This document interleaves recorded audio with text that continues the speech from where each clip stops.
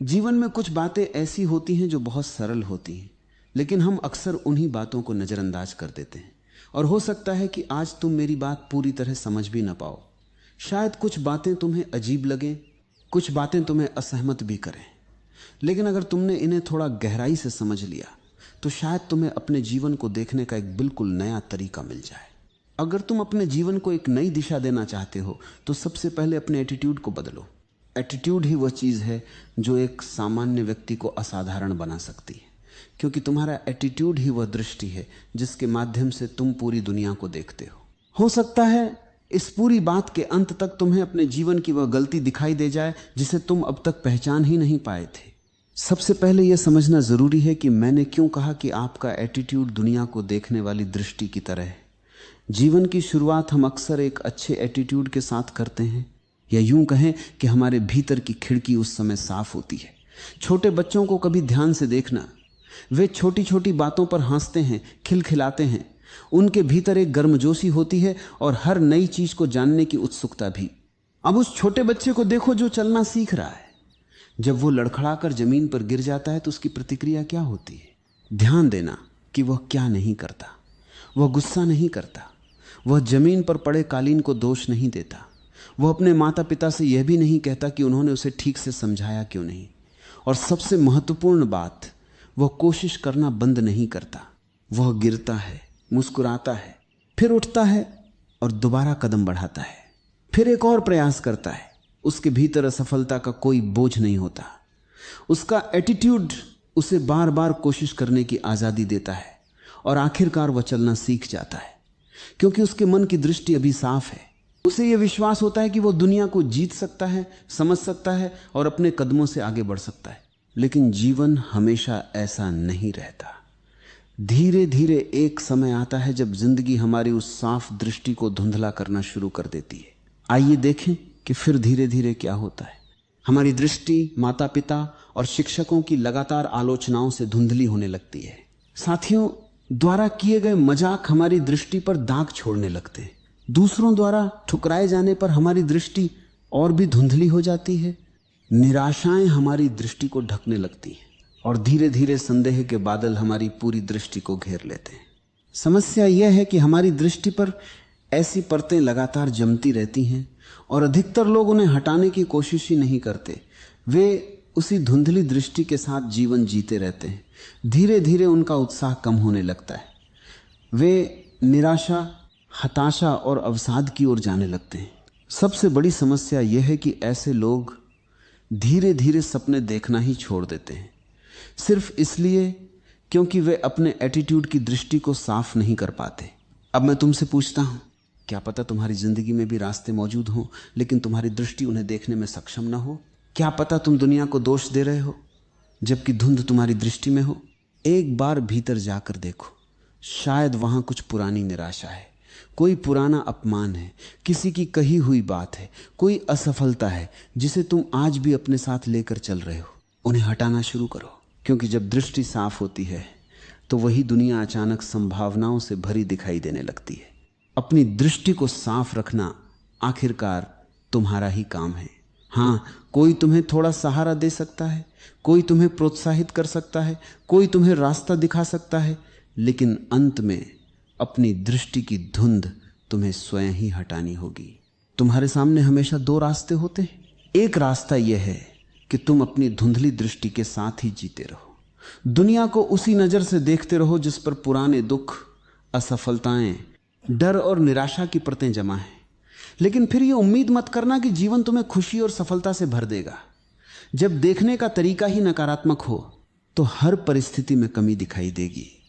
धीरे धीरे उत्साह खो जाएगा और तुम्हारी वास्तविक क्षमता का केवल थोड़ा सा हिस्सा ही जीवन में प्रकट हो पाएगा। दूसरा रास्ता बिल्कुल अलग है।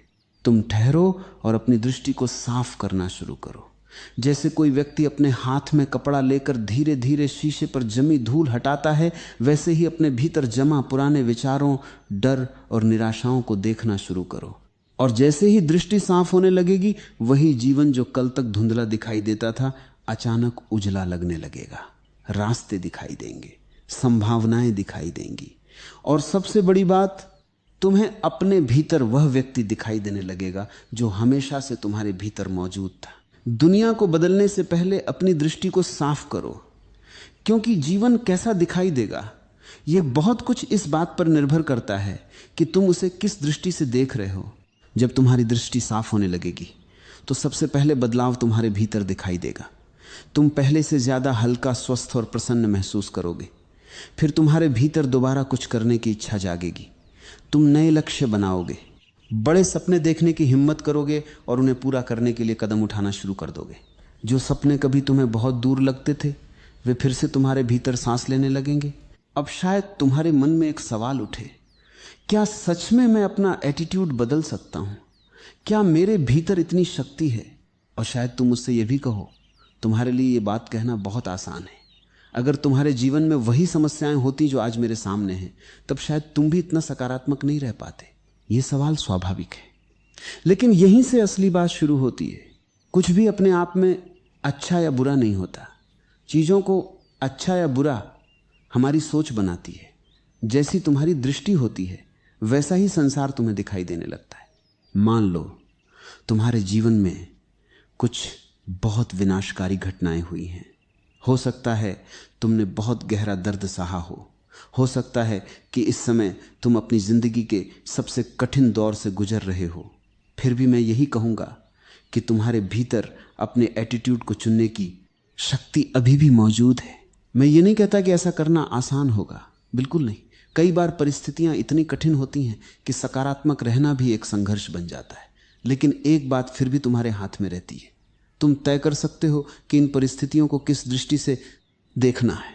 तुम्हारे सामने दो रास्ते हैं, एक नकारात्मकता का और दूसरा सकारात्मकता का। परिस्थिति शायद तुम्हारे हाथ में न हो, लेकिन उसके प्रति तुम्हारा एटीट्यूड अब भी तुम्हारी अपनी पसंद है। मैं तुम्हें एक ऐसे व्यक्ति की कहानी सुनाता हूं जिसे एटीट्यूड की ताकत के बारे में बोलने का पूरा अधिकार था। उनका नाम था डॉक्टर विक्टर फ्रैंकल।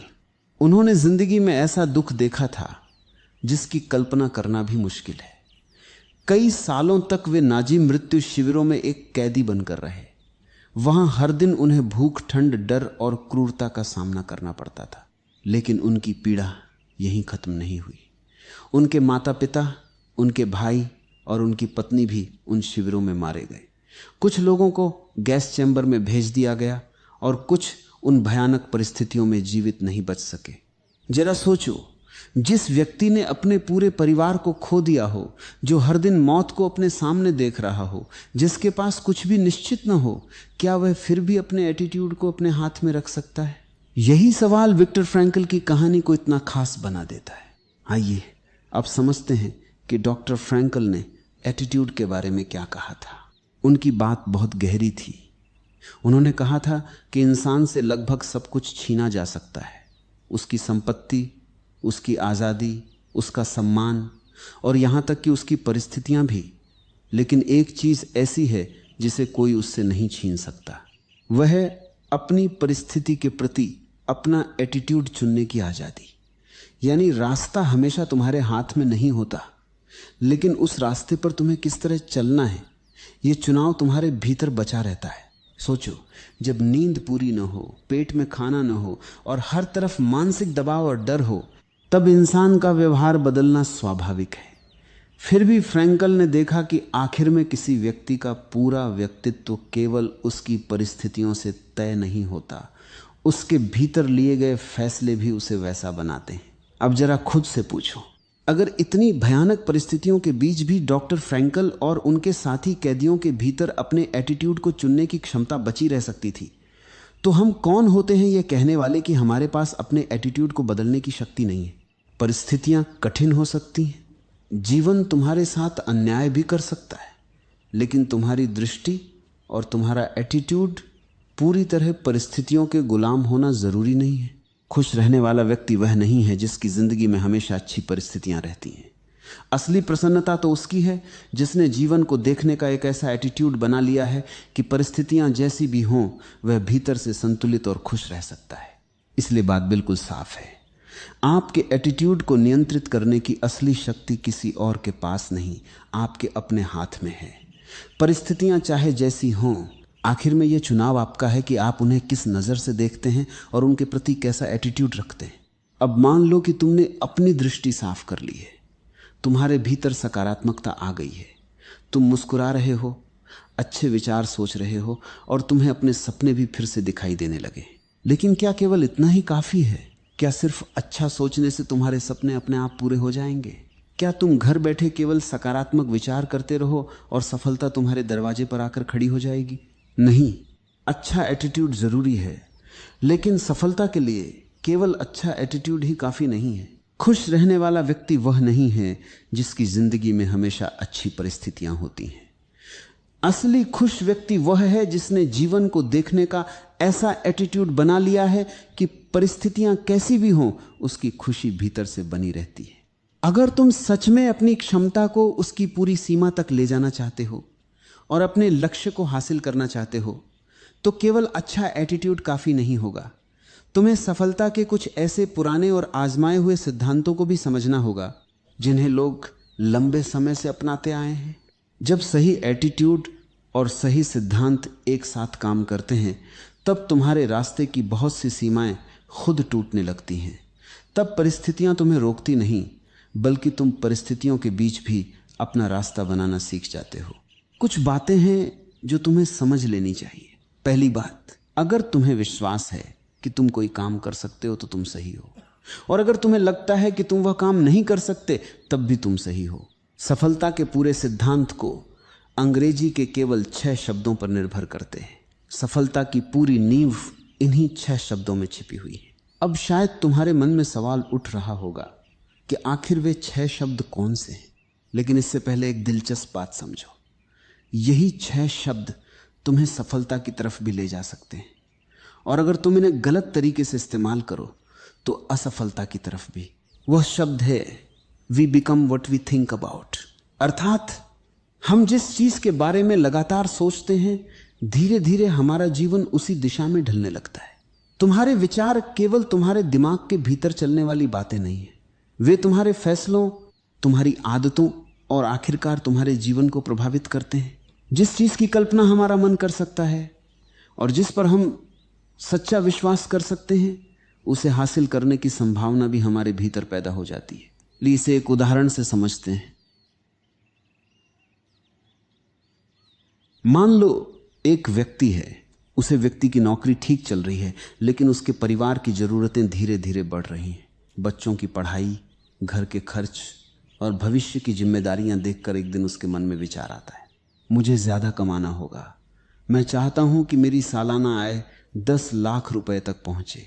लेकिन यहां एक सवाल है, क्या सिर्फ 10 लाख रुपए कमाने की इच्छा कर लेने से उसकी आय बढ़ जाएगी? शायद नहीं, क्योंकि उस व्यक्ति के मन में एक दूसरी आवाज भी हो सकती है, लेकिन मैं इतना कमा ही कहां सकता हूं, मेरी योग्यता इतनी नहीं है, मेरे जैसे आदमी के लिए 10 लाख रुपए बहुत ज्यादा हैं। अब ध्यान दो, एक तरफ वह 10 लाख रुपए कमाना चाहता है, लेकिन दूसरी तरफ उसे खुद पर विश्वास नहीं है। ऐसी स्थिति में उसका लक्ष्य सिर्फ एक इच्छा बनकर रह जाएगा। लेकिन मान लो एक दिन उस व्यक्ति ने अपना नजरिया बदल दिया। उसने सोचा, अगर मुझे अपने परिवार के लिए ज्यादा कमाना है तो मुझे अपनी क्षमता भी बढ़ानी होगी। मैं सालाना 10 लाख रुपए कमा सकता हूं। अब मुझे यह देखना है कि वहां पहुंचने के लिए मुझे क्या सीखना होगा और क्या बदलना होगा। अब उसका लक्ष्य सिर्फ दिमाग में घूमने वाला विचार नहीं रहा, उसने उस पर विश्वास करना शुरू कर दिया। वह नई स्किल्स सीखता है, बेहतर नौकरी के लिए आवेदन करता है, ज़्यादा जिम्मेदारी वाले काम लेना शुरू करता है और अपनी कमाई बढ़ाने के नए रास्ते खोजता है। हो सकता है वो तुरंत 10 लाख रुपए न कमा पाए, लेकिन अब उसके हर कदम की दिशा बदल चुकी है। यही फर्क है।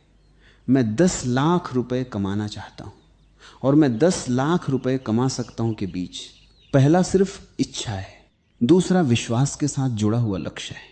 और जब विश्वास के साथ सही प्रयास जुड़ जाता है तो इंसान उन रास्तों को भी देखना शुरू कर देता है जिन्हें वह पहले देख ही नहीं पाता था। इसलिए बात सिर्फ यह सोचने की नहीं है कि तुम्हें क्या चाहिए, असली बात यह है कि तुम अपने बारे में क्या मानते हो। अगर तुम लगातार कहते रहोगे मैं नहीं कर सकता, मेरे लिए संभव नहीं है, तो तुम्हारा मन उसी सीमा के भीतर रास्ते खोजेगा। लेकिन जब तुम ये मानना शुरू करते हो कि मैं कर सकता हूं, तब तुम्हारा ध्यान उन संभावनाओं पर जाने लगता है जो तुम्हें अपने लक्ष्य के करीब ले जाए सकती हैं। याद रखो, केवल सोचने से जीवन नहीं बदलता, लेकिन सही सोच तुम्हारे फैसले बदल सकती है। फैसले तुम्हारे काम बदल सकते हैं और वही काम धीरे धीरे तुम्हारे परिणाम बदल सकते हैं। इसलिए अपने लक्ष्य को सिर्फ इच्छा मत बनाओ, उसे एक स्पष्ट विचार बनाओ, उस पर विश्वास करो और फिर उसके अनुसार कदम उठाना शुरू करो। क्योंकि जिस दिशा में तुम्हारा मन बार बार जाता है, धीरे धीरे तुम्हारे कदम भी उसी दिशा में जाने लगते हैं।